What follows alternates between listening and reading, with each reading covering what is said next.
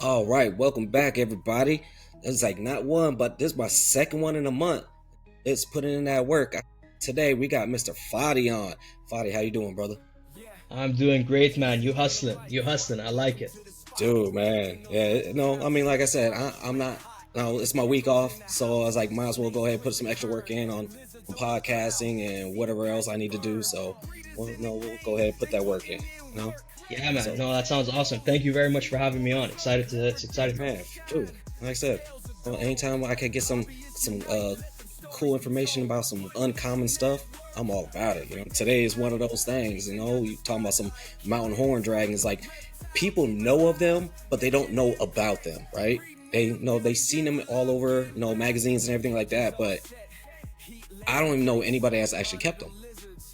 You know, I've seen like maybe besides you, like maybe one other person that was like really trying, but I think they actually gave up.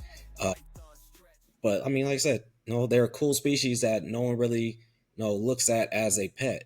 So want to kind of dive into some of that and like before I actually get to that. So you were just out in Florida, right? I was. Yeah, I Yeah, was. I was yeah. there for a You was work with the trip, okay. I was wondering. I'm like, and oh, what's he out there for? I was like, oh, he out there with Chucky the Mad Bio. Like, what's going yeah, on here? yeah.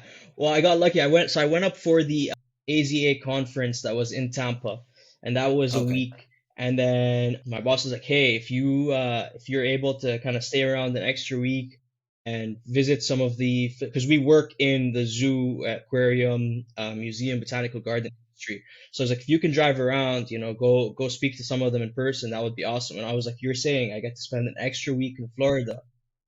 Yeah, I'm in. Right. So yeah, man, I got down there. I hit up Chucky. I actually saw all the boys from the Reptiles with podcast. So I saw Chucky, I saw Yoshi, I Nice. saw Eric. But me and Chucky went out herping, and it Hmm. was one of the coolest experiences I've gotten to do in the reptile hobby yet. Like, man, I mean, first of all, I don't know how it is where you are, but I could go months without seeing a reptile here, other than like in my basement. Whereas Okay. like dude, I'm filling gas at a gas station. There's a red-headed agama sitting right there. I'm driving. There's an iguana crossing the street.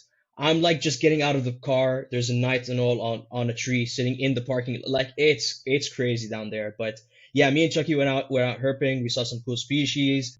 And I got to handle my first venomous snake. Safely handle my Nice. first Nice. venomous Yeah. snake, which is awesome. So we saw some What were you handling? cottonmouths. So I think they call them water moccasins or whatever. Oh, okay. Yeah, kind of. Okay. Dude, it was so for also first time trying road cruising for reptiles because we can't do that here. So he was like, "Yeah, we'll just get in the car, drive around, and when you see something, tell me and we'll pull over." And man, I'm driving and be like, "There's something. Nope, that's just a stick. There's something. Nope, that's just a stick."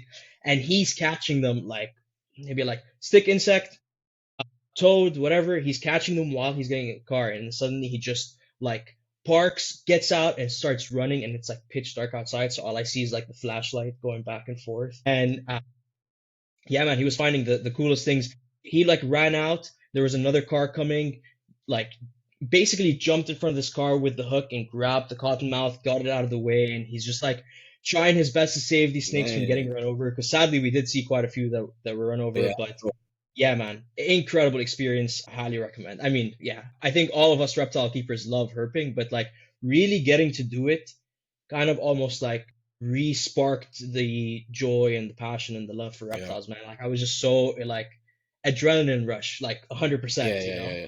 Yeah. Yeah. I mean, well, like, yeah, that the whole Florida thing, like, man, that's like the mecca of just so much variety in reptiles, right? I mean, for me, is I got a whole lot of arid stuff out here. Tons of rattlesnakes. I mean, there's Gila monsters. I mean, what have I found? Like, I don't really go herping a whole lot. Like, if I find something when I'm out in nature, cool. I don't really go out of my way to try to find stuff. Like, I found like those what do they call them? Like the horned lizards. Look like Yeah, yeah, a little nugget of weed. That's what it looked like. Like I almost stepped on this thing. My kid's like, "Dad, what is that?" I'm like, "Shit, that was a rock." yeah. Here, picked That it up. It's small. like, yeah, yeah. Well, this one was like little. Like I fit that thing in the palm of my hand. It wasn't even bigger than the palm of my hand, dude. That's And crazy. it didn't want to move. And I mean, and this was up north, so it's a lot colder up north. So that might have something to do with it. But it was like, I mean, it was in the afternoon when I found him. It was just chilling on the road or on this trail.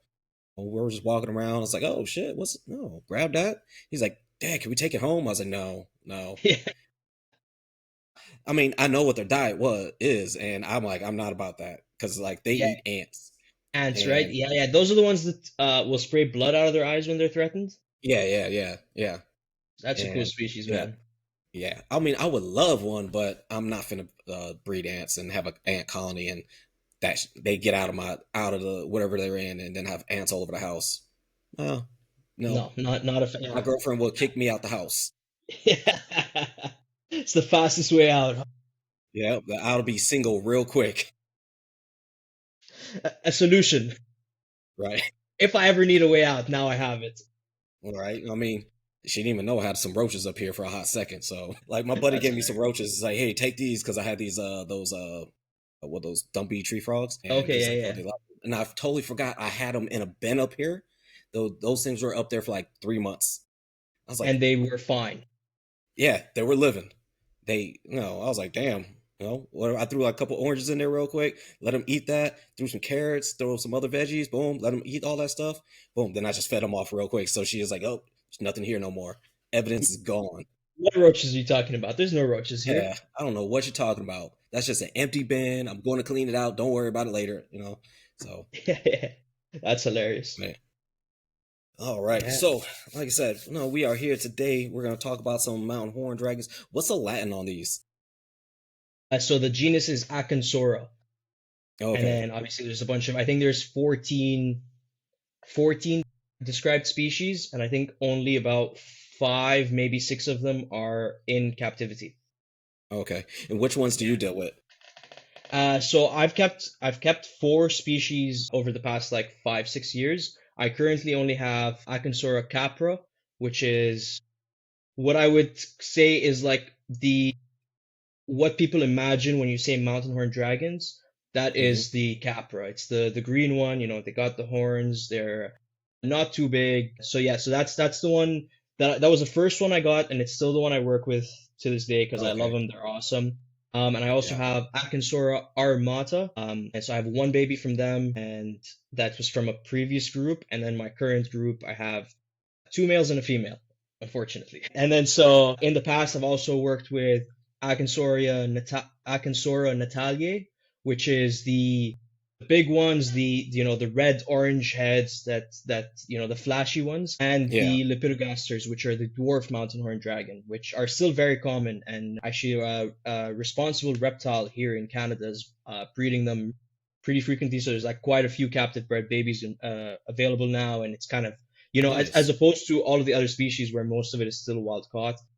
I Yeah. would say the lepidogaster and even Natalia to a certain extent, responsible reptile in Toronto and Beauregard reptiles in Montreal are working with those species, and so there is quite a few captive babies now available as opposed to the other species, which is great because they are an awesome species, but they don't do that well wild caught. Okay. Oh, yeah. A lot of things they don't do Yeah, well, but you got to start off somewhere. exactly. So Yeah, I'm looking in the background. Which one is that in the background? Yeah. that one. That is Yeah. the Yeah. Natalia. Okay. All I right. can probably bring it closer.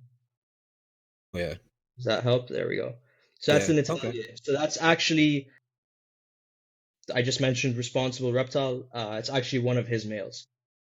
Okay. Nice. Nice. Yeah, it's a beautiful species. They're very cool. They are, I think, the biggest species of mountain horn dragon. Okay. And so, all right. Without So, dropping it. yeah, for real. Got it. Kind of. Here, hold on. Sorry, I'm getting distracted. Okay, anyway, yes. You're all good. Okay. So, all right. So, what are their environmental conditions like? Where do they come from in the wild? Like, Yeah. what part of Yeah. the world do they come from right now?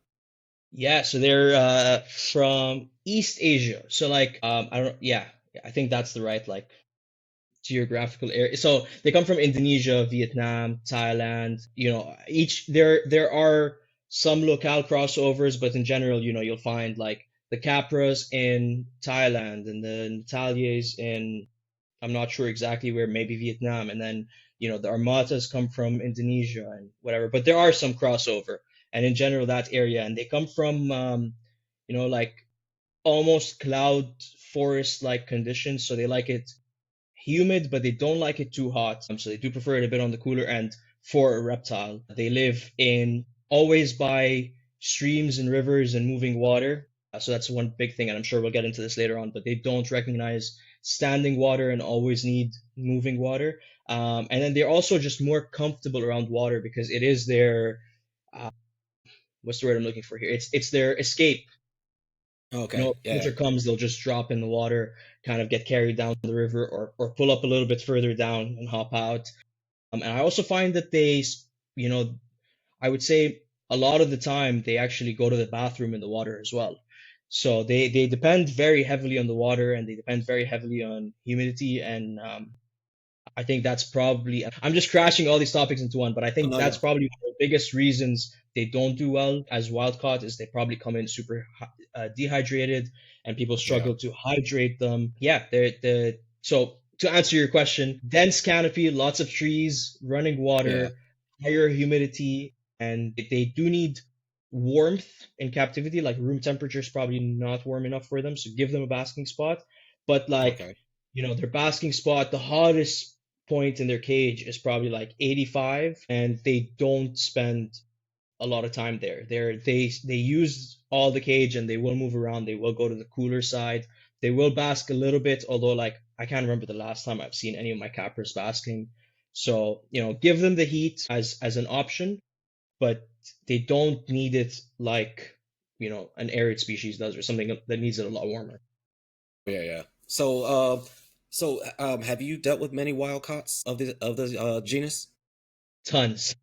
Ton. Okay, all right. Unfortunately, yeah. When So, I first started getting into the species, so I was my first group.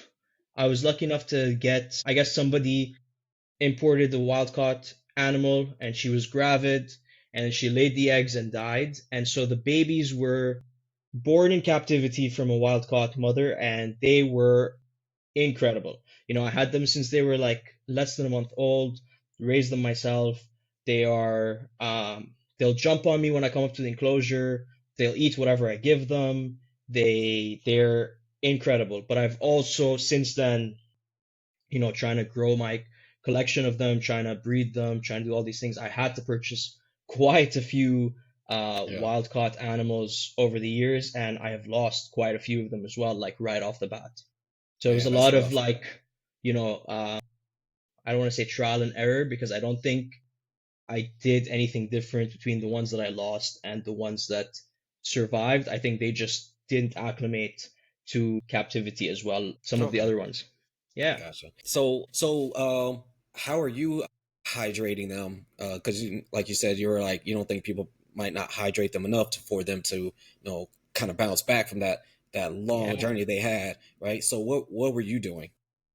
Yeah, so that's a great question. And so at first, we already know that they need running water. And so obviously the first thing Hmm. is, put them in an enclosure with running water, make sure you're misting them frequently, all those things. But we actually realized very quickly, when I say we, is me and the other couple of people that were keeping mountain horn dragons, we'd kind of be talking back and Yeah. forth and, oh, try this. And anyway, so we very quickly realized that almost I would call it like a rain chamber setup Okay. every so often is actually really beneficial for them. So I didn't change the enclosure or anything like that, but luckily I had a drain on it, and so I was able to take the misting from, a 30-second misting to once a week I would give them like a 10-15 minute mister. So like I would just leave the misting system Yeah. on and just let them, and you could see their behavior too when it like rains, they'll start itching themselves like their dogs. I need to find a video of this and post it. I tell people this all the time and nobody believes me. They use their back legs and like itch themselves like their dogs, and then they'll get in the substrate on their bellies and kind of flop their hands back and start wriggling in the mud. And I don't know what any of those behaviors are, but they only do them when it's raining, and they look like happy behaviors. So I can only assume, but they look like I'm Yeah, happy maybe if it's you're just natural behaviors, right? Exactly. things that Yes. they used to do in the wild, like when it rains real hard on them, they're like, okay, now it's time to go do whatever we got to do. You know, maybe it's Exactly. just Yeah. And they could be flicking some scales off, like some dried up scales or something. Might be rubbing their belly on the ground to get the stuff off them or whatever. You know, it's a whole lot. that's There'd be tons of stuff. But that's probably exactly long what all story. those things are. Yeah. Yeah. No, but that, I mean, that's real interesting though. Like seeing those behavior, because I did want to kind of get into that. Like, wild caught behavior versus captive behavior. How are they different?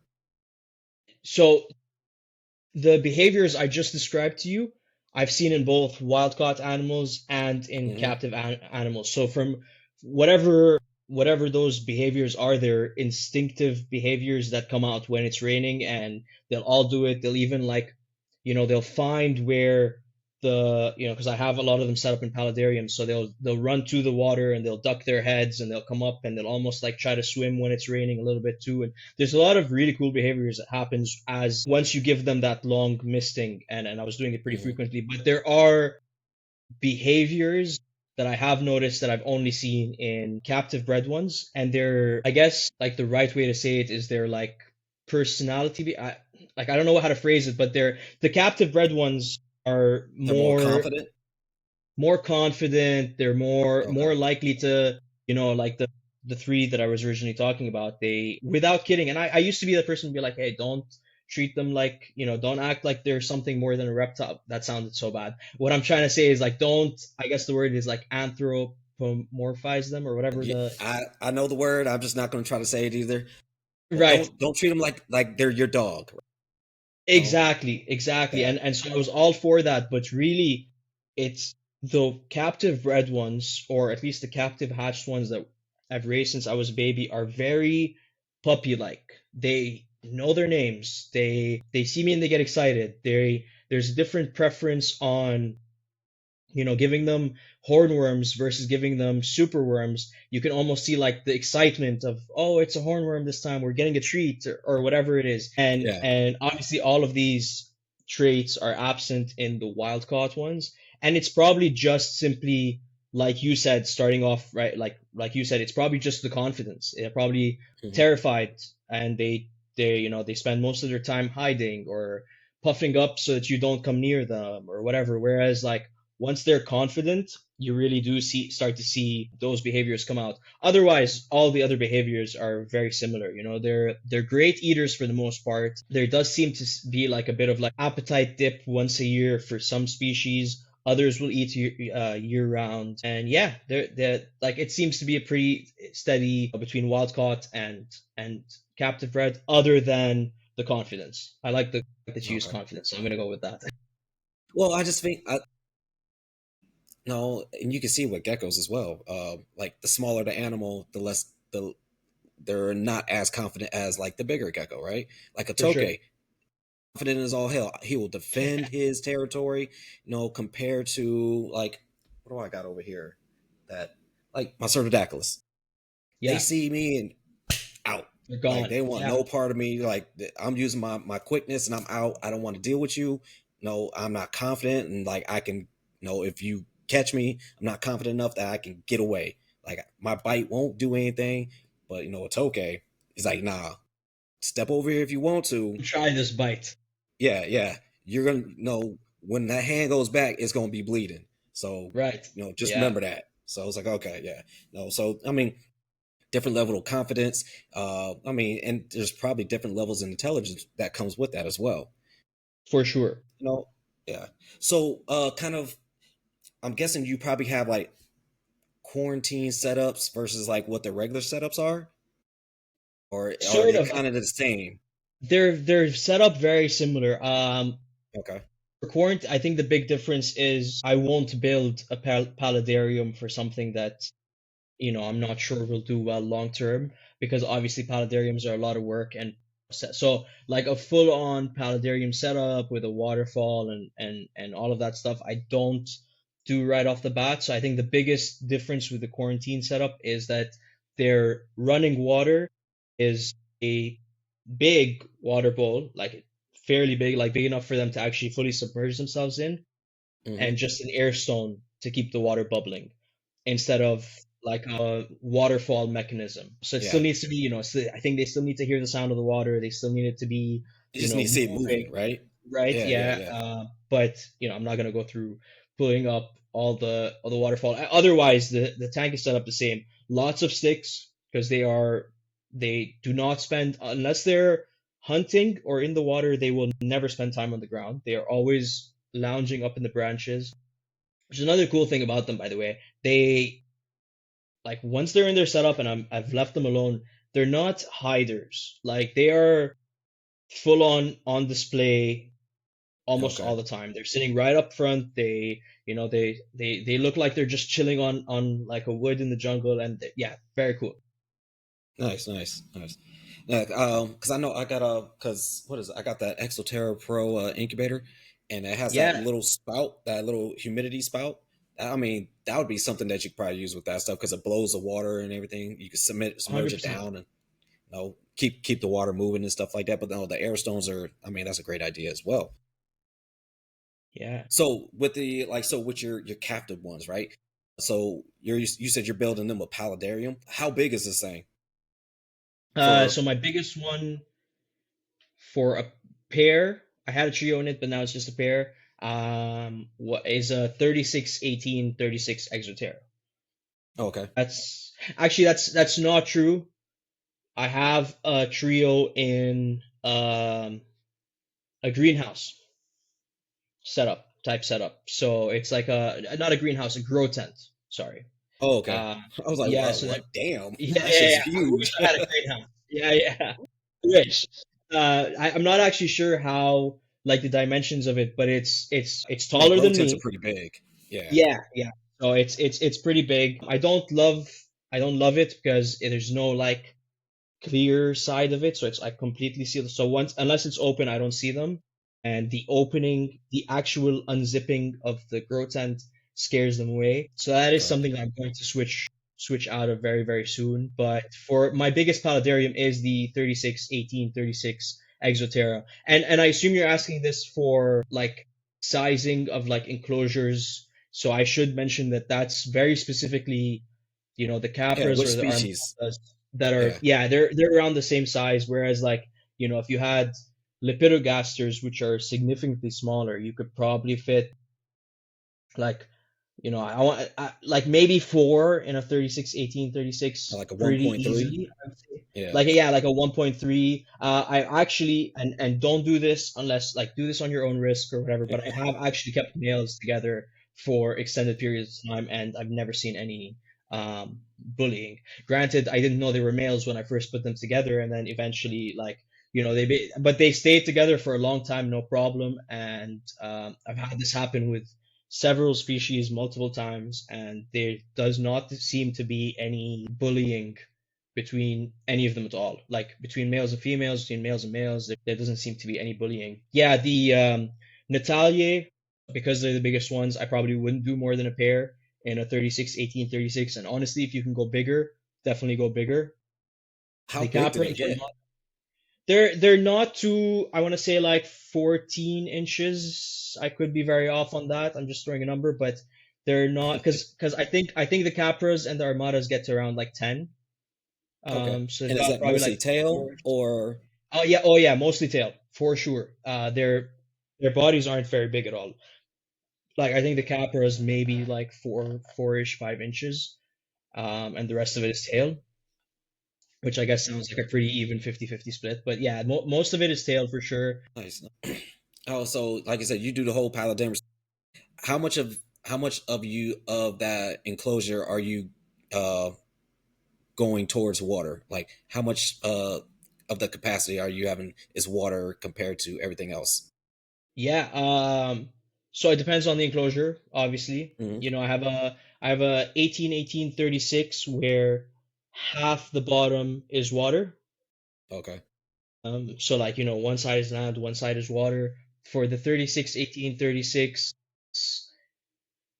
the waterfall starts on one side and then the water moves all the way to the other side and drains there. So there's like a small piece of land in the middle. So I would say over 50% of the floor is water. But I've also done it the other way where, I'd say like 70-75% of the floor surface area is actually substrate and the rest is water. And really, all you need is enough for them to completely submerge themselves because they will try to like kind of swim. I think that's all you really need. That being said, I've seen the complete opposite, and I have seen quite a few setups, very nice looking setups where the entire bottom is water and they have the only land they have are the branches and the trees and all of that stuff, and they seem to be doing really well in that too. Okay. So Yeah, I mean, we're a little bit later on, we're actually gonna get to some because that like trying to figure out where they drop their eggs at, but we'll get to that a little bit later. Oh, that's a good question. Actually, I don't know if I have an answer for you that's a good question. I wonder if that person maybe had um like a potted like plant or something in there, like a yeah, hanging potted plant. plant. It was the whole background was planted, so there might have been somewhere for them Okay, to do that there, or they just weren't considering breeding. But that that's could be it's it too. exactly why I always like give them a land section because if they do want to drop eggs, it's easier to do when there's actually soil. Yeah, yeah. Because I'm like, hold on, that whole ground's all water. Like, where are they dropping these eggs at? But I mean, no, they could have just hung up a plant or hung up a pot full of soil, and they just go in there, dig it, boom, drop their eggs, good to go. Yeah. So with the whole paludarium with the water, right? Are you doing like a filtration system or anything like? Because you said they like to defecate in there anyway. So are you putting something in there so you get all that poop out? Yeah, yeah. So you're not And let me constantly changing water. Yeah, well, I do both, but let me say I love it. I love watching them. I love the paludariums. I love the species. It is so much work, man. Like having the one paludarium compared to everything else, like just the one, not all the other paludariums, just that one paludarium takes more work to maintain than all of my other tanks combined. It's crazy. You have, the poop in the water. You have the algae buildup. You have algae builds up on the glass. You have Man, like all these things like just it just makes it a lot more work for sure. And of course, you got to do water changes, but if you're gone for an extra week and you don't do the water change, then the water level drops down. Like it's just yeah, it's a headache. yeah, But man. so they are filtered. So Okay, specifically my big one, I have a Fluval FX2, I think is the filter. Like it's a proper canister filter on it. There's a outtake with a sponge on it. And then to add to that as well, I've actually like planted the planted the aquarium portion of it, and I have guppies in there. And okay. I was just gonna ask, of like, do you throw fish in there for them? Do they yeah, try to get those fish, or are they I just have constantly tried just very hard. So I've tong fed them fish, and they've taken them off tongs. okay?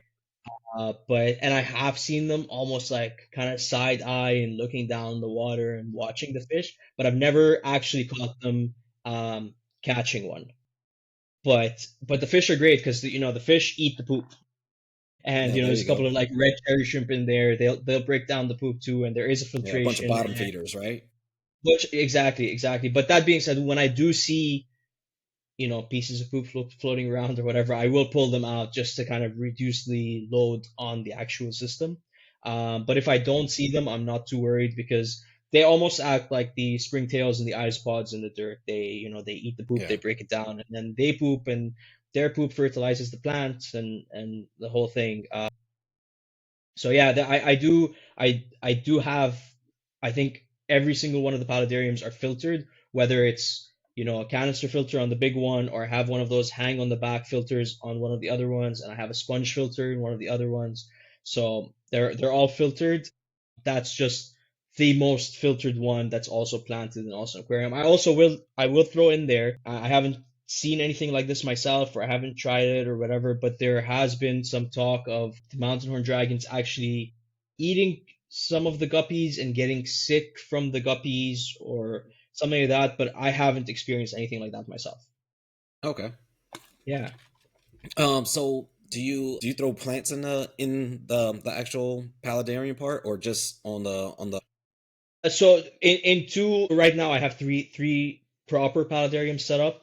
I had more, and then I have a couple that are like just aquariums with filters in them or like bubblers or whatever. But um, the two smaller ones, they're not planted. There's just like Java moss kind of like floating around in there or like tied to a branch or something. The big one is fully planted. So there's Okay. I mean, I can't remember. Dwarf Val. That's what the plant is called. Dwarf Vallisneria. I'm not great with plant names, but so the aquarium portion is fully planted with this like dwarf grass almost looking plant. And then I have some Anubias on like glued to rocks and some Buse, and it's fully planted both under the water and over the water. So lighting, right? Now, so you already said they get like a little heat spot, right? Now, what wattage are you using for that? And then also, are you using any kind of like, are you using LEDs or in UVB? Yeah, all of them. So wattage really depends on how close or how, obviously how close or how far the bulb is from the basking spot. But the hot or the strongest bulb that I've had to use for one of their setups is 75 watts. I've never had to go over 75 watts for them. And I don't know. I Is that just because how tall it was to reach Yes. to a certain length? Yeah, Okay, yeah, exactly. And even that, like it's on one of those Exoterra lamp hooks, okay, yeah, and yeah, I had to like kind of adjust it to the perfect height to get yeah, the basking spot on the temperature I wanted. Everything else is probably like 50, and I have some smaller setups with the 25 tiny ones on yeah. them, but they burn out really, really quick. So I try to avoid using Really? those and just, Yeah. I don't know what it is, and maybe I'm doing something wrong, but I just found that the very small ones burn out very quickly. So I'm Are you talking using about like the higher screw wattage ones. ones or the Yeah, screw ones. little Yeah. prong one? Okay, yeah, because I No, use I the haven't little like the little G9 ones, the little two prongs. prongs. Yeah, yeah, I use those on pretty much almost everything I have here. Like nothing really gets much more than. Well, I mean, this one gets like a 40 watt. That's my ciliaris. So they're desert, they arid, they need a lot, especially like breeding female males. They need a little bit more Yeah. hotter. But like, uh, let's see, my Blaze and my Zabracus, I got them on like 25 watt. Um, I think they are Exoterra ones, little screwing bowls, but most of them are just like those little ones. And I mean, they last. I haven't had to switch out any for like 3 years. Okay, I might ask you to send me pictures of those afterwards because I'm like switching bulbs out over here like crazy. I mean, I must be doing something wrong. Maybe I'm placing them wrong, or Well, they're getting hit with so water. like the screw-in ones, I've noticed that they go out quicker.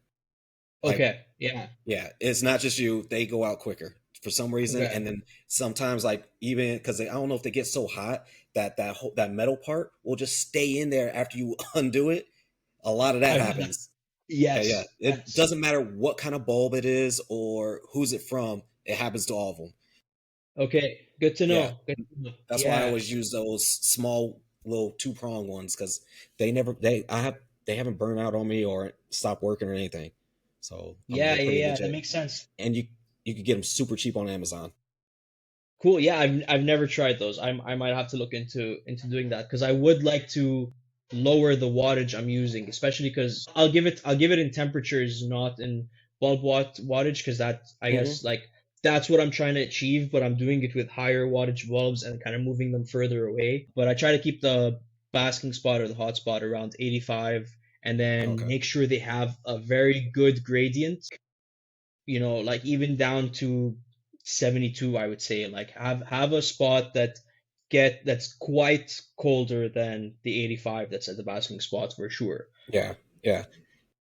Yeah, I definitely do yeah. that as And then yeah, well. so Oh, I say like I said, my eyes are breakers because they come from Thailand, and so I gave them a little basking little platform. So I got like cork going right up to, and it's probably like maybe that far away from the light. So right there is like okay. in the 90s. So they'll go right there real quick, boom, and then they go all the way down to the ground where it's in the 70s. So definitely, yeah, that whole like you said, finding that balance and that or Gradient. yeah, all those gradients, making sure they have that gradient because everything needs to thermoregulate in some way, some form, and it's just a matter of figuring out what the correct gradient or what the correct thermoregulation for that species is. Like, yeah, no, it can't be 110 degrees when they're from the cloud forest. It could be 80 degrees that warms them up, where they need to be, and then they go about their day. Others like I said, like my ciliaris, they'll bake under like 115 and will chill there for a while and then boom. be about their day, and then just she'll cook for a little while in the morning, and then she'll move over to UV after that, just to get her For UV that. in, and then after that, then she kind of does whatever the hell she wants to do. So you said you use like grow lights as well, or LEDs for the plants? Yeah, yeah, and just to kind of touch on or follow up on what you just said, that's 100% true because I have it up there for them at 85, but I barely ever see them using it, and I think they usually will sit at around like 78 to 80. Like that seems to be the range they actually spend more time in than Yeah. the Okay. 85 hotspot. But yeah, I use so I use grow lights for the plants obviously, and I don't use any specific like brand. Like I've used Sunblasters and I've used a couple of different brands, but now I just use like generic grow lights off Amazon, and they seem to work great. I got this.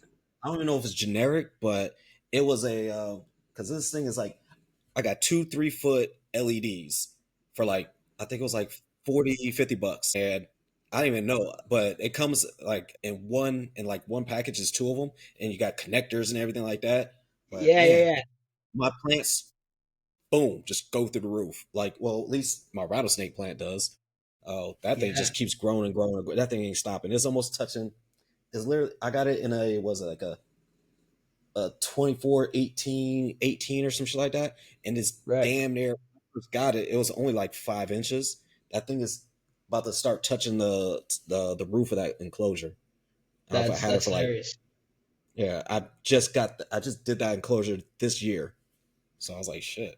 They're that good, man. Yeah, it's funny because I started sorry Yeah. I started by using it for a couple of enclosures, and then I liked the Hmm. light so much, and I liked like the temperature of light or the color of the light so much that I Yeah, just yeah, bought a bunch more and I stuck them to the ceiling. So now the whole reptile room is lit up with yeah. those grow lights for the plants. Nice, Like they're nice. they're they're awesome.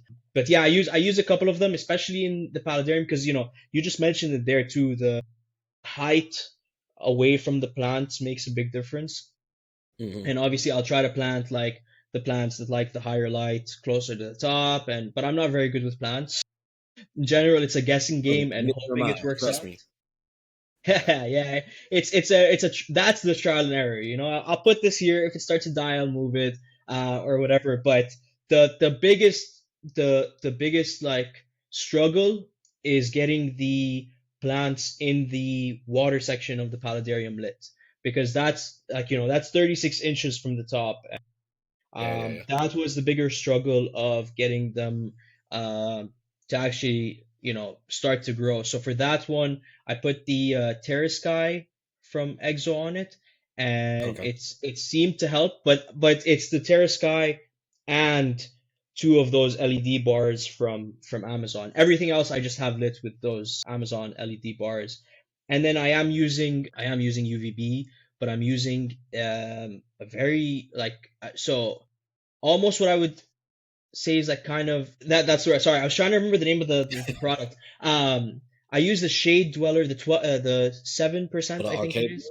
The Yeah, yeah, Arcadia yeah. Shade Dweller on a lot of the tanks. The Paludarium was an Exoterra build specifically, so I do have Exoterra UVBs on the Paludarium, but I'll keep them, lower UVB. I keep it in the basking area. I don't put some people will say there's this whole like of should the UVB cover the entire top of the enclosure? Should it cover just the basking spot or whatever? Specifically for the mountain horn dragons, I'll try to do the UVB over the basking spot. Like they have to choose to go bask under the UVB or not. It's not constantly basking them because based on research, they come from like very dense canopies, and I don't assume that a lot of light is getting down to where they are. Yeah, yeah. And I haven't really seen them use it. Like there's UVB on all the enclosures, and they don't seem to be really like they spend more of their time kind of lounging under a leaf or in the water than they do basking under the heat lamps or the UVB or yeah, they just seem to spend Okay. more time on the lower side away from the heat, away from the bright lights, kind of hiding in the leaves or in the water or whatever. Yeah. Okay. Yeah, man. Yeah. Yeah. What was it? All right. So let's kind of get into like this the breeding stuff. Like, was it a challenge for you? like trying to figure all this stuff out? Like It's how still a did that go? challenge. It's It's still a still a challenge. challenge. He's like, it's still a challenge. I don't even It's know. still a Shit. challenge. I've been very unsuccessful. So I've bred. I can't even like. I don't even know if I can take credit for this or not. Like I've one successful clutch and one baby from that clutch survived, and that was 2 years ago. And then since then, it's just been struggle, struggle, struggle, struggle, nothing, nothing, nothing. And unfortunately, I've had quite a few gravid females die on me. And I've even Oh like wow. this is this is a little disturbing for some people, but like once they've died, I've even cut them open and pulled out the eggs and tried to save the eggs and incubated those eggs, and none of them survived. But a little bit of good news to kind of like counter all that. I do have a what looks like a fertile, healthy clutch right now. So my fingers are crossed. Nice. Uh, Hopefully it goes well. But yeah, man, they're a struggle. A lot of females come in gravid on the wild caught imports. Hmm. Yeah. And I try to grab as many of those as possible. And I don't know what it is, if it's the stress of the import, if it's the dehydration, if it's they're too young to be gravid, if like there's so many factors Yeah. that I mean, can play a role. yeah. And so none of the wild caught gravid females that I've ever gotten have survived or laid eggs, or they'll drop the eggs in the water. Funny enough, like there's land, there's place for them to lay the eggs, but they'll drop them in the water, and they don't seem to do well. And again, there's so many factors and that could play into it that we don't really know what it is. Hmm. Another one I did, like I said, they could be too young, but are they locking with the females in the wild, or are they locking with the females in the pet stores when they land, when they get all put into one enclosure? Or how long are they gravid for? Are they maybe like almost ready to lay and then get picked up and thrown in boxes where there's no substrate for them to lay their eggs in, and now they're egg bound? Or Yeah. another thing that we've been kind of toying with the idea of recently is, are we just giving them the wrong diet, and maybe there's not enough calcium in the diet for the females to lay the eggs, or maybe they're whatever it Are is. they hard shelled? Are the eggs They are hard not shelled? not no, they're What not. would you They're compare them to? soft when they're born. They're soft when they're laid, and they kind of, yeah, they're not hard shelled. No. Okay. So Yeah. do they, or do they get kind of hard over time, or they just stay soft through the whole process? Yeah, yeah, they stay soft through the whole process and they kind of swell. I was just trying to think of like, I was Like comparing maybe them to like a things. crested I gecko think egg or something, or like a they're lychee very egg. similar to a crested gecko egg and or lychee egg, Okay. or they're more that than like the Pictus gecko eggs or the Stenodactylus eggs that actually are Yeah. hard Yeah. shelled, that you feel like you can crack if you hold them too hard. They're not Yeah. like that. Yeah. Okay. Huh. Yeah. Have you played with like seasonal changes? A little bit. Yes, in terms of like I'll increase the amount of misting, like I'll increase Hmm. humidity for a couple of months of the year, or I'll dry it out a little more for a couple of months of the year, and haven't really seen any difference. That being said, they almost on their own, certain species will not completely put themselves into brumation, but they'll slow down, they'll eat less. If they're eating 8 crickets a meal, like, and that's just a number I'm throwing out there, they'll move to like 2, 3 crickets for a couple of months, and they spend more time sleeping and less Yeah. time active. So they almost give themselves that seasonal change, Adapt. but like with our experimentation, it didn't really see, or at least personally, it didn't seem to make a difference with the egg laying. Um, uh, Yal and JF, so the Mountain Horn Dragon Gang I was talking about earlier, like the ones I kind of shoot Yeah. Yeah. ideas back and forth with. See, I think, and I might get this wrong, but I think they did see a correlation in increased misting to Hmm. the males more likely getting excited to start breeding and kind of bobbing their head and trying to court the females. I haven't seen anything like that. Yeah. Yeah. So, I was bringing that up because, like you said, they come. Some of them come from like Thailand and all these other places, right? Where they have where their winter is just a dry season, right? So Right. it's less humid, less plants are less abundant. Everything's kind of dry and dying out, waiting for that Less new bub. growth to happen once it starts raining again, right? I kind of do Yes. that. I'm doing that with like my Zabrakas because they come from Thailand. So I was, you know, before breeding season even started, dried them out. Didn't I sprayed them only maybe a few times a week, just to get some kind of hydration in there, and then just spraying the plants a little bit so they wouldn't die on me. But once, breeding, once it started warming up, I was hitting them with long misting sessions. Um, and I mean, I got eggs. I mean, actually, I actually got three babies from them this That's season. awesome. That's Yeah. awesome. So, and I do that with a lot of species, like who else? Oh, like my chihuahuas. Same thing. During the breeding season they get heavier mist, heavier feeds, and then once breeding season's done, you know, primarily that's when I'll like, okay, here's your little gecko diet, because I know you're not going to chase crickets, because they're like, we see it, but I'm not going to use the energy to go and chase this cricket down. So that's why I put the gecko diet in. I'll probably spray their enclosure like twice a week, and it just depends on like if it looks kind of wet in there. I'm not going to even spray it, because I have them like in PVC enclosures, so it tends to stay wetter in there a lot longer. Yeah, so just if it looks dry, I'll quick go real quick, just so there's a little bit of water on the walls and they can lick it up. But other than that, no, they kind of go dormant. No, I play with my light cycles as well. Like, so once it gets to winter time, it's like complete opposite, where it's only like maybe 6 hours on and then like 18 hours off type of stuff. Like just playing with all kinds of different things to bring them down. And then this year I had to bring them up quicker because it got warm real quick. Like January, it started getting to the 80s. I'm like, holy shit. And they could feel it too, because I saw like my male, one of my females just like going at him. Like, what the fuck is going on? Y'all supposed to be, no, lights ain't even like, nothing's Go happening back to right now. Why sleep. are y'all doing it? Yeah, go. I'm not ready for this. But yeah, you know. So, but then I was like, all right, then start adjusting all my times and everything. And, next you know, it's baby factory again. Like, man, Yeah, I think yeah. my incubator's been on since like January. I'm like, damn.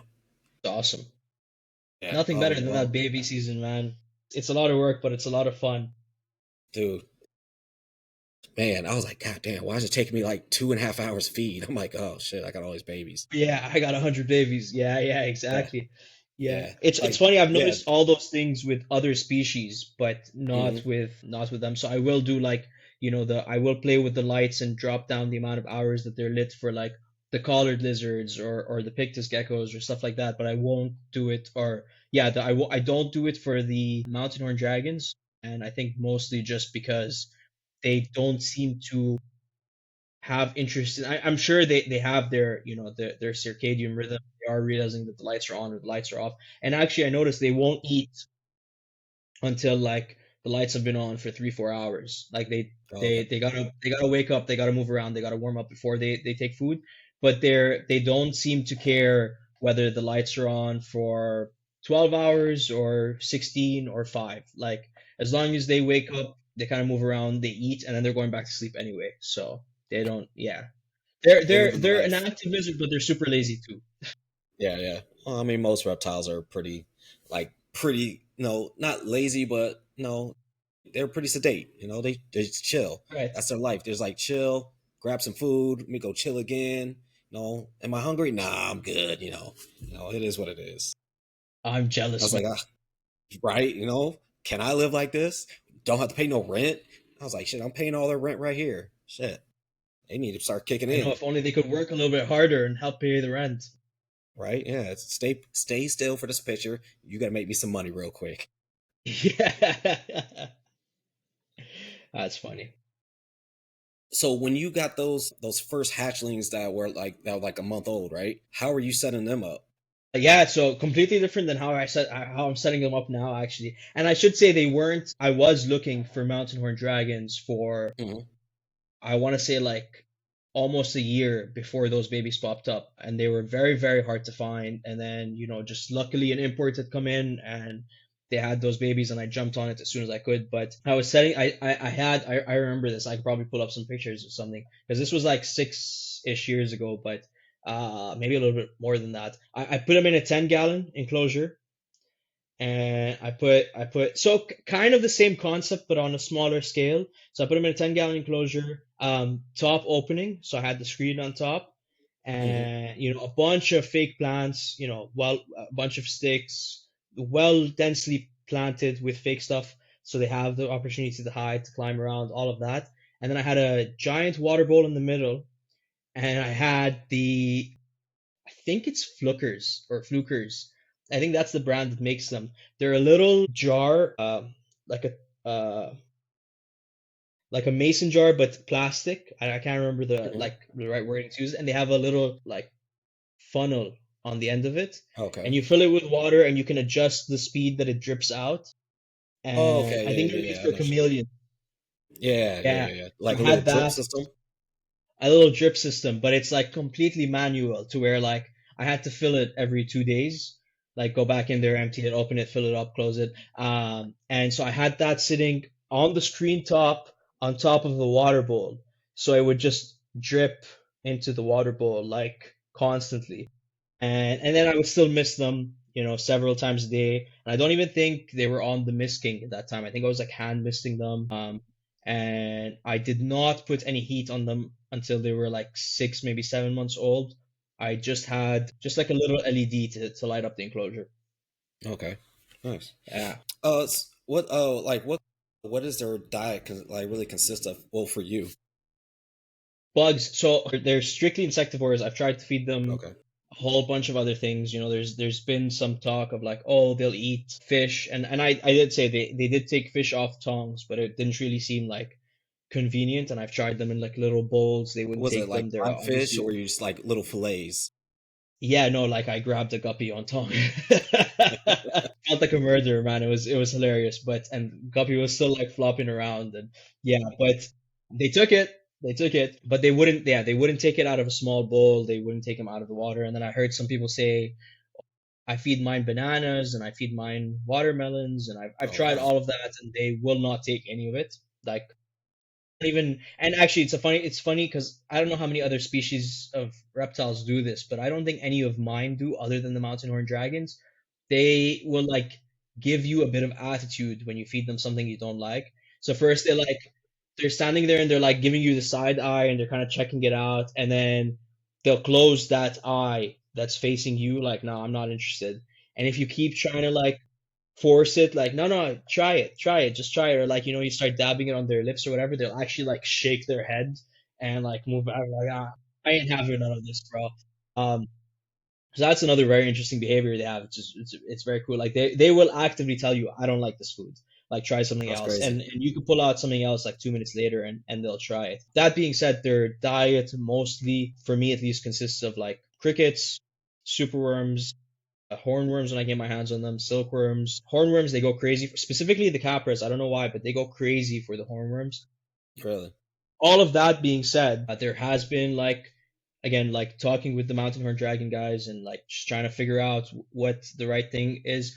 Something has come up, and I'm trying to remember whether this was like in a paper or in a video from someone from Thailand, but supposedly their diet in the wild is actually spiders and slugs and things like that, not things we're feeding them. And obviously, I wish I could get Mhm. my hands on like spiders and mantises and slugs to feed them, but it's just not feasible. But I do wonder if, maybe they would live longer or lay better eggs or whatever if they were getting Yeah.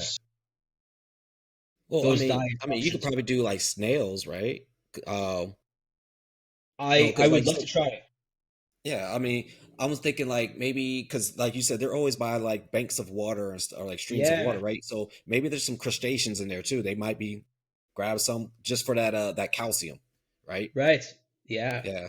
There could be something with that. I know like Europlatists, they love snails. Like the females will eat snails because of the calcium with them. So Live that could be snails or frozen snails? live. Okay. And Yeah, what kind of yeah. snails how would you, Well, that's the I'm part. Well, trying you to, would have to source some good, like ones that don't have all the parasites and all that stuff. Like people yeah, that raise snails. I'd probably talk to somebody over there that maybe raises snails, really nice small ones with like really light shells, so they could just chomp that thing down. Like I said, like Europlatus females, they take snails without hesitation. Like my buddy Anthony, he breeds snails and he feeds a lot of his reptile snails. Like I said, that shell right there is great calcium for them. So that could be something yeah.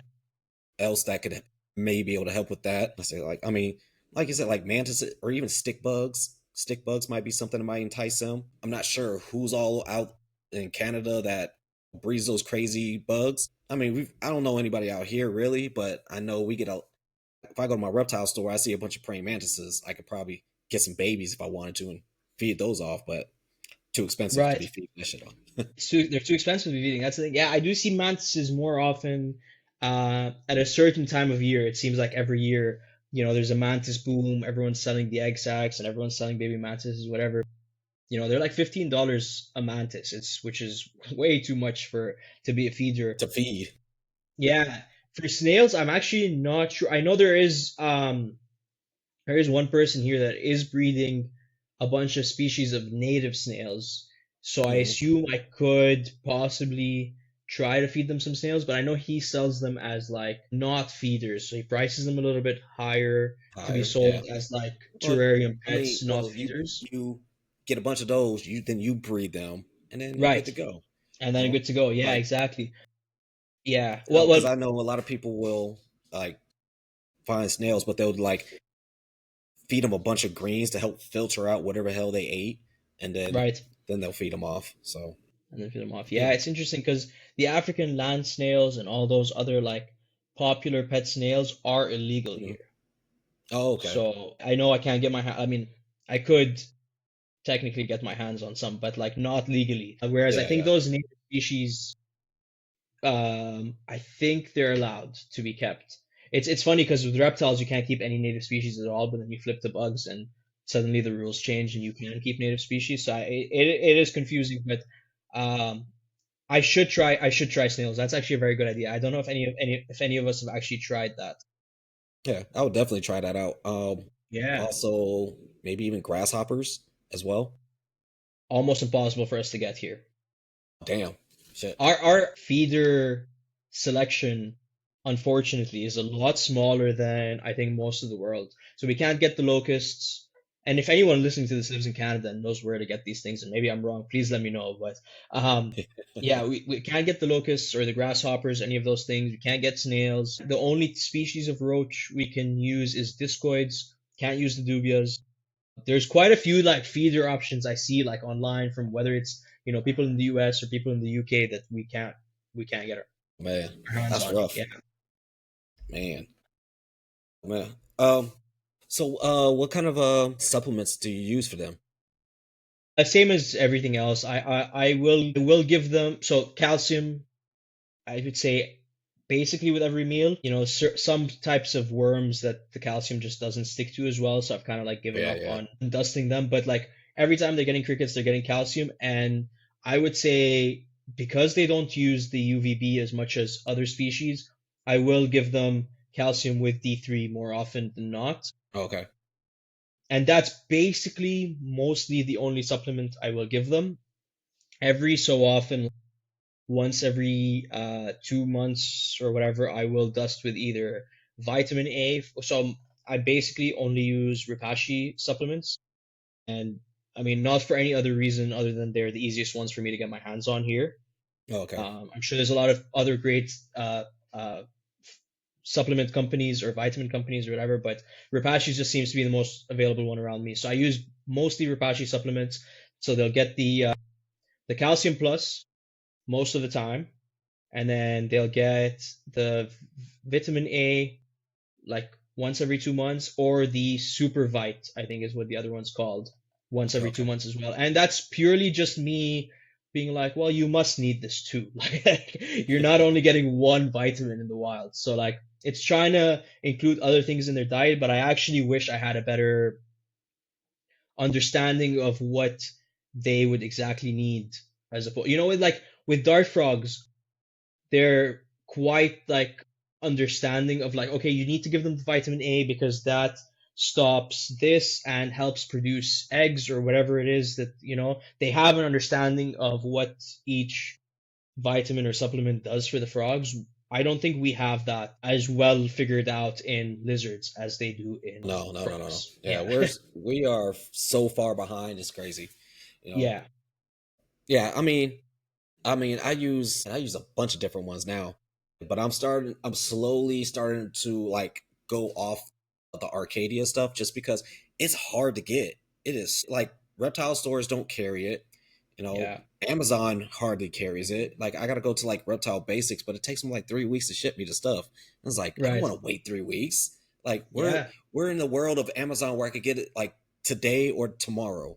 Like, why do I need to wait for like 3 weeks to get Three something? weeks. Crazy. Yeah. Yeah. So now it's like, all right, what am I doing now? Like I'll get like I'm using like what's it? So let's see, everything with UV gets the Arcadia rotation of Earth Pro A, Calcium Pro, revitalized with that D3, and then things that are not getting UV, they get the was it like I said, the Rapashi, the Super Cow, the high D one. Oh, okay. Let's Yeah, see, the high D.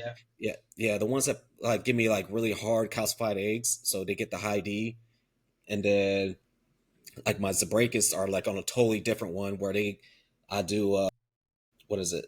They get the Zoomed multivitamin and then like the Zoomed calcium with D3 like once a week or something like that. So I'm literally going through like 3 or 4 different brands of like supplements right now, just for all kinds of different shit going on. Like, I Yeah. mean, hell, when That's all. I get these toad heads, same thing because I mean, they're gonna get blasted with UV, blasted with heat, so it'll probably be on the not Repashy, the Arcadia for a little bit until I decide to change it up. Like I said, like trying to get all my like that series of like the Earth Pro series on like Amazon is you can barely find it. Yeah, Yeah. so it's like all If right. if you could actually once we're done recording, if you could send me like a picture of your supplements, I'd like to see what. I don't think I've ever seen the Zoom Ed ones. Oh shit, I can show you right now. Oh yeah, yeah. I guess you're in your reptile review. I don't think I've ever. I've heard of all the Arcadia ones. I've heard of Earth Pro. I've heard of the Arcadia ones, or I've seen them at least in the stores. Don't think I've ever seen the Zoom Ed ones. Yeah, because when I was talking to somebody about the Zabracus, they're like, "This is what I use. This is what you need to use," and it's just the Zoomed Reptivite, I have seen that bottle. Okay, now, yeah, yeah, yeah, yeah, yeah, yeah. and then the Zoomed Calcium with D. Okay, yeah, cool. Okay, I take it back. I have seen those in stores. I mean, like I said, I got those. I got the Repashy. I got regular Calcium Plus, and then I got the Calcium Plus High D. And I'll probably end up after my Arcadia is done. I'll probably just get the Calcium Plus with no D, Yeah, since they're all getting the UV, and I'll just have to get some other calcium to or whatever or no. I gotta read the label on the Calcium Plus stuff. See what all's in it. See what all I need to add to it to make sure it's nice and complete. Or feed my yeah. feeders something to make sure they're getting all that complete shit. Like hell, I mean, so with your feeders, like what do you like to feed them to make sure they're getting the rest of those vitamins that you think they're getting? Yeah, so you're gonna laugh, but like I said, I use a lot of Repashy stuff. So I use mostly I feed the the crickets, the superworms, the discoids. I feed them mostly Repashy stuff, so they get a mix of like there is a the Repashy bug burger. Got that. They yeah, there's Repashy. Some of the they really take to the fish food. Hmm. So there's one called I think it's called Fry and Grow or something like that. Okay.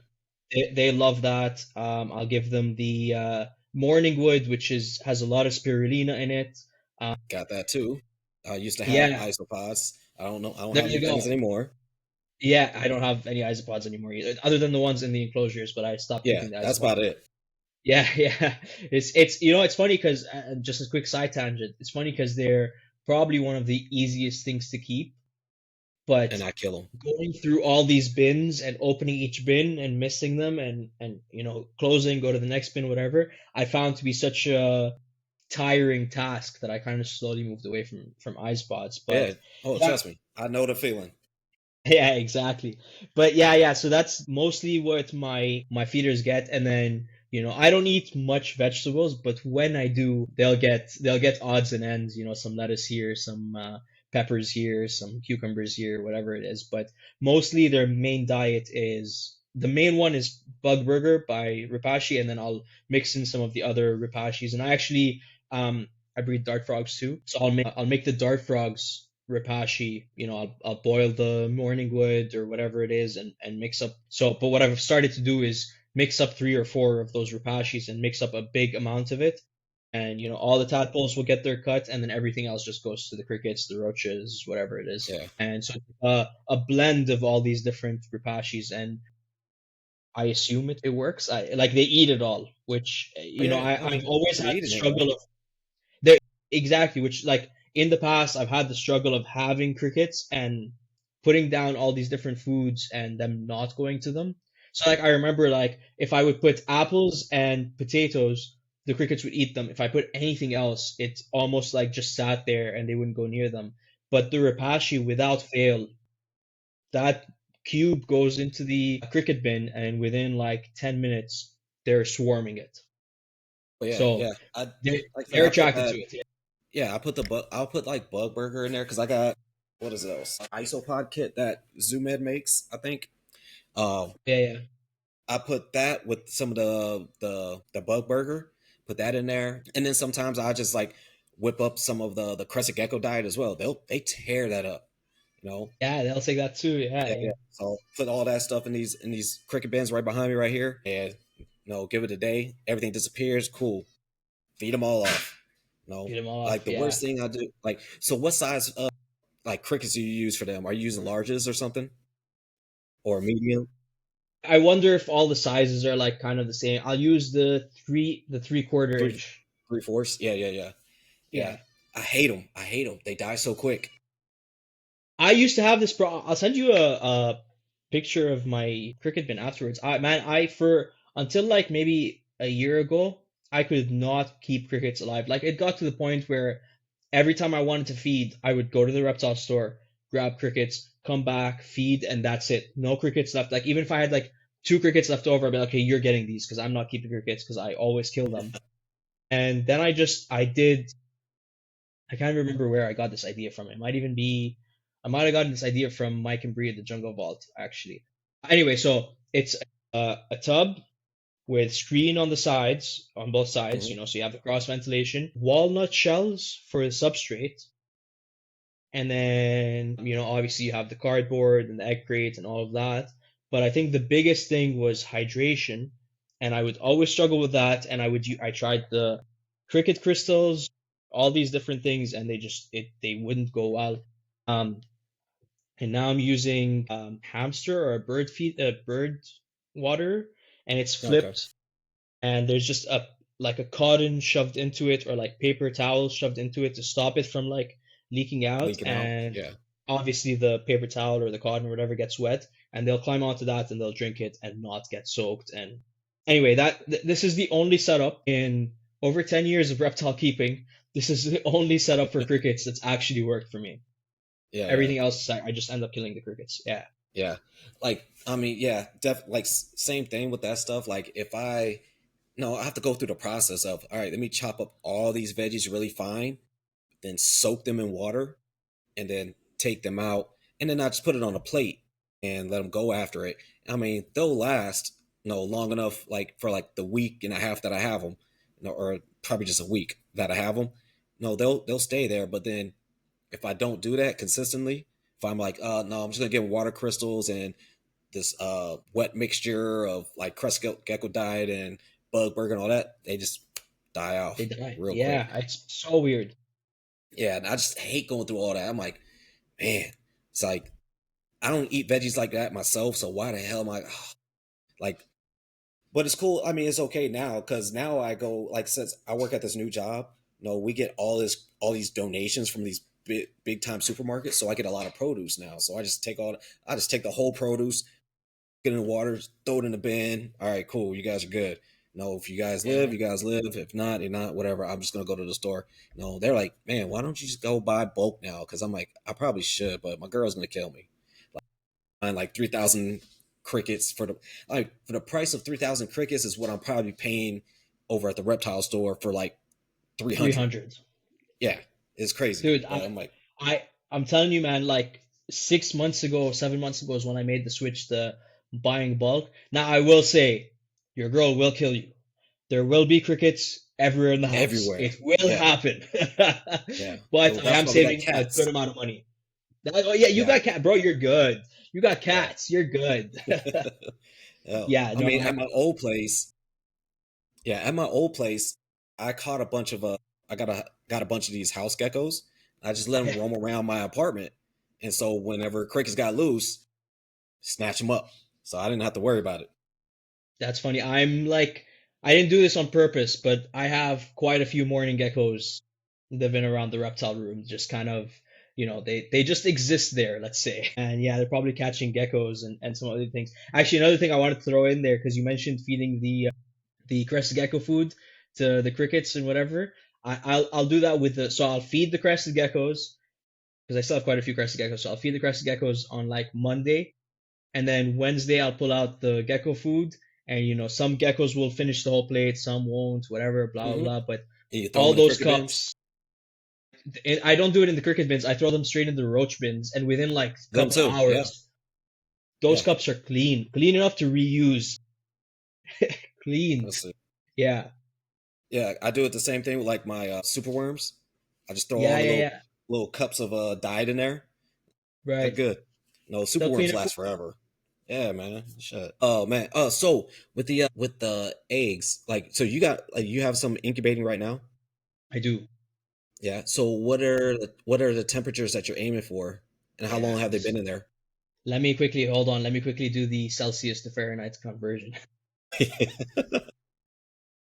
It's crazy, man. So they incubate for a very, very long time. Okay, yeah, that's what I thought. I was gonna say this number, but I just wanted to make sure. So they incubate for like a very so the last clutch that I got the one baby from, the incubation was about 7 months. Yeah. And I've heard some other mountain horn dragon keepers say that they incubated for a year, they incubated for 11, 12 months, over a year. So they incubate for a very, very long time. But the reason for that is I'm currently incubating them at 64, 65 degrees Fahrenheit. Wow. How the hell you doing that? A whole Dude, in the entire. yeah, it's so I one of the mountain horn dragon guys uses, I believe, a wine cooler to achieve that. Okay. I'm lucky enough to where my unfinished, like all my reptiles are in my basement, and then I have a unfinished portion of the Hmm. basement, which is where like the furnace is and the water heater and blah blah, all that stuff is in there.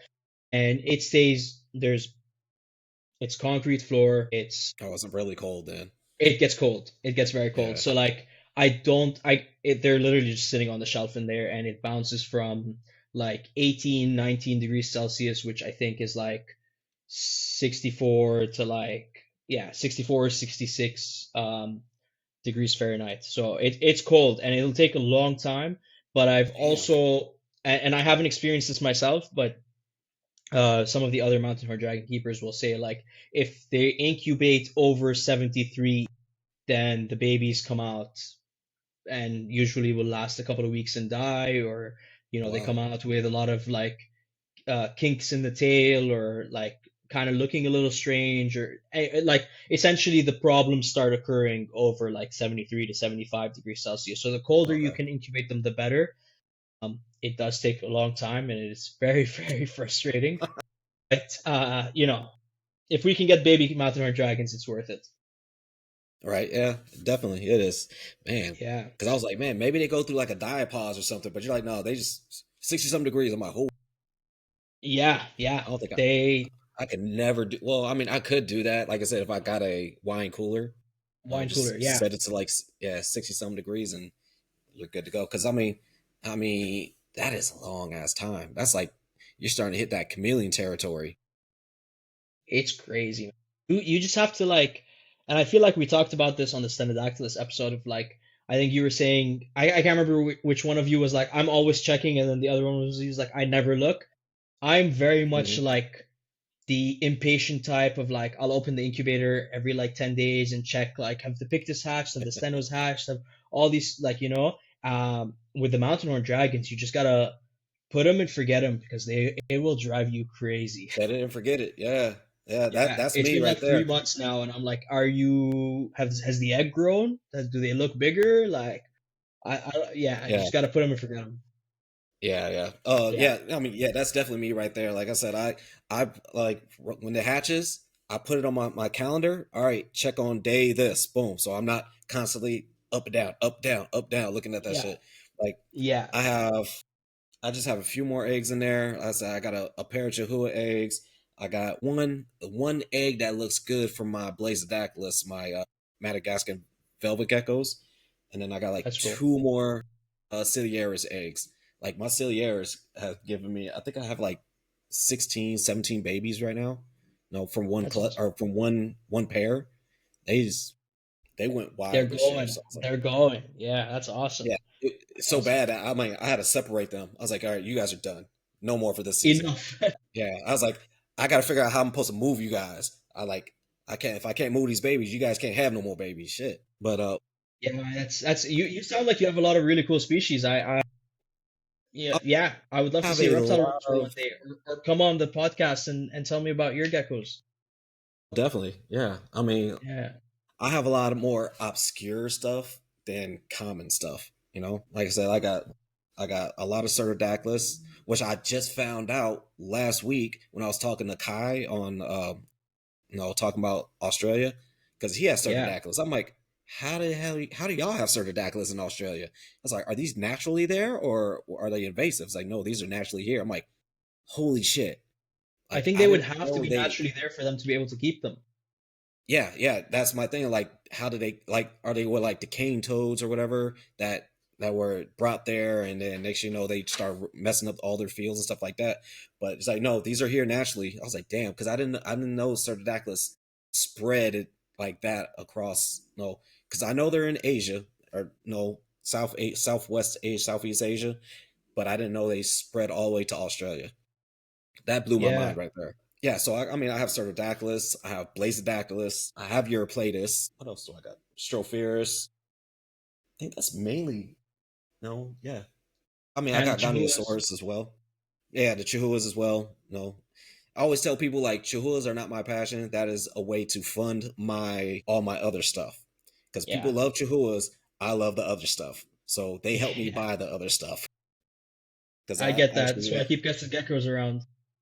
yeah, and I was just hell. I got I just talking to someone else right now. They're about to ship me some geckos out to today, so I'm going to have some Diplodactylus, the Galeatus, the little Nice. Yeah. those little Oh tiny yeah. ones.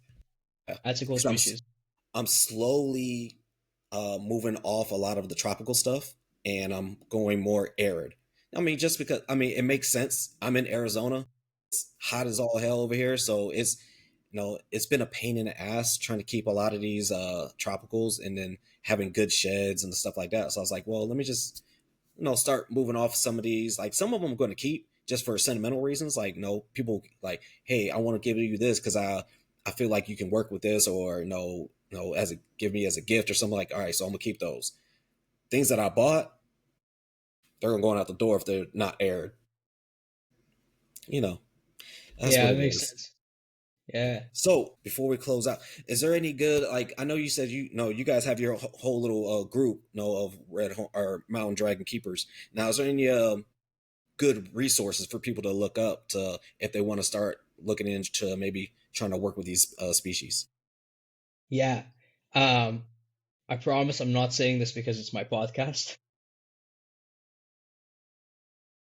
I Hey, really two birds, wish, one stone. I guess, yeah, I really wish there was more information out there, and it's slowly happening. More and more people are starting to talk about them, and they are becoming a more kept species, and obviously, the more people keeping them, the more information we're going to get on them. But I would say, first of all, I have 4 episodes on mountain horn dragons. You will get a lot of really good information if you listen to all 4. Nice.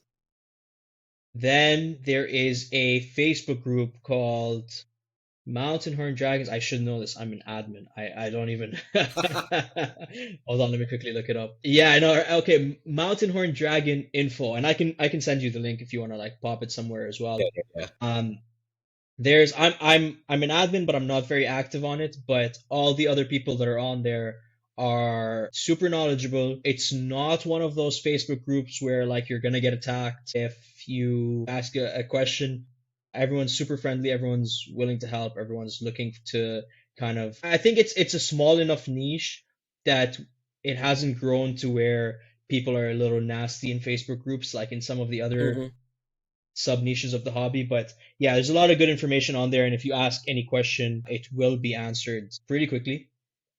And I think, like, I mean, obviously, just search on Google and read all the care guides, and there are a couple of care guides on there. But realistically, the better option to gain all this information is probably those episodes, and we will be making more episodes very soon. On we try to get together, once every like 4 or 5 months, and update everyone on the project, how it's going, that kind of stuff. So Nice, nice. there will be more Mountain Horn Dragon episodes coming out. But yeah, the podcast, Daffy's Roundtable. If you just put like Daffy's Roundtable, Mountain Horn Dragon, you'll get a list of them, and the Facebook group. Okay, nice, nice. Yeah, and I will say Speaking of they're the an awesome, podcast, awesome species. plug that podcast, man. What is it Yeah, all yeah, about? Who do you got coming up next? yeah. I think I just listened to one you had about skinks. I just did one about fire skinks. Yeah, yeah. Yeah, that was a cool episode. So the podcast is called Daffy's Roundtable.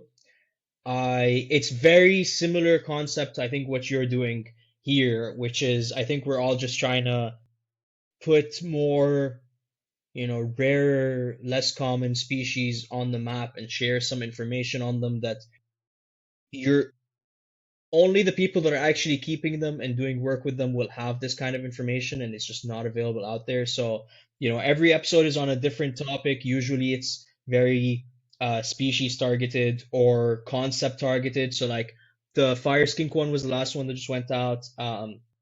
The one before it was about high tech tanks and Yeah, yeah, intelligent yeah. automation and all that kind of stuff. And then the next one coming out is about, keeping turtles and keeping turtles outdoors. And then I have a conjure one coming out, which I'm kind of going down the snake path now, and Trust kind of me, I just had what's it called?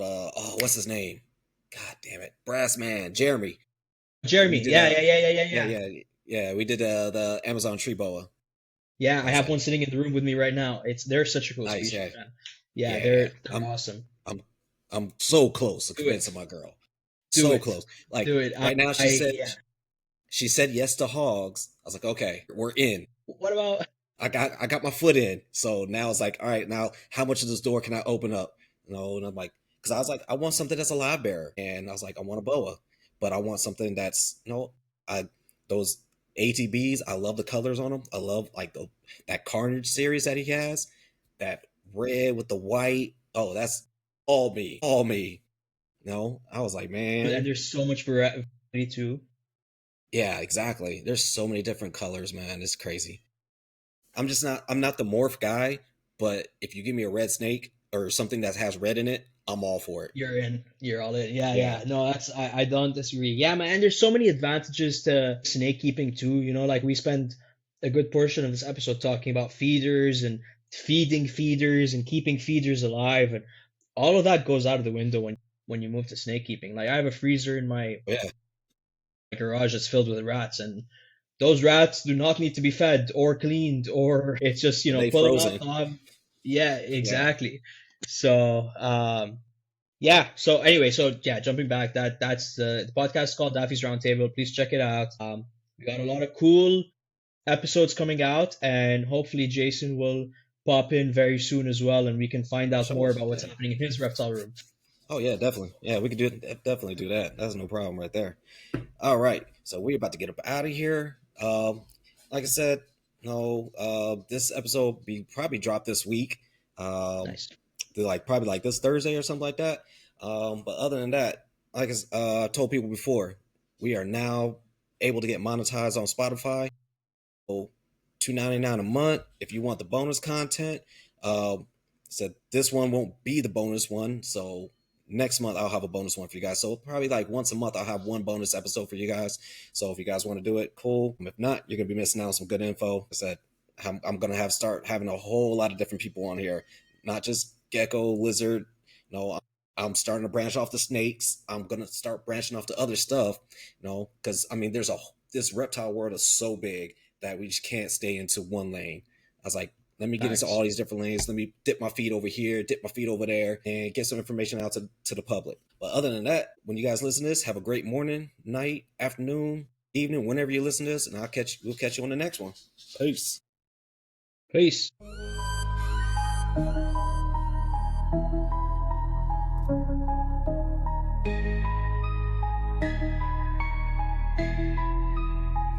Yeah, Jason on the mic. Welcome to the spot. Breeding those reptiles, straight fire, straight hot. Geckos in the house, snakes twist and turn.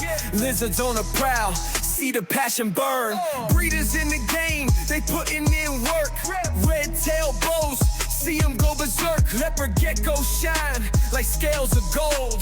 Hobbyists unite, let them stories be told. Putting in that work every day and night. Jason got the spotlight, keeping it tight. Reptile keepers rise, making impact.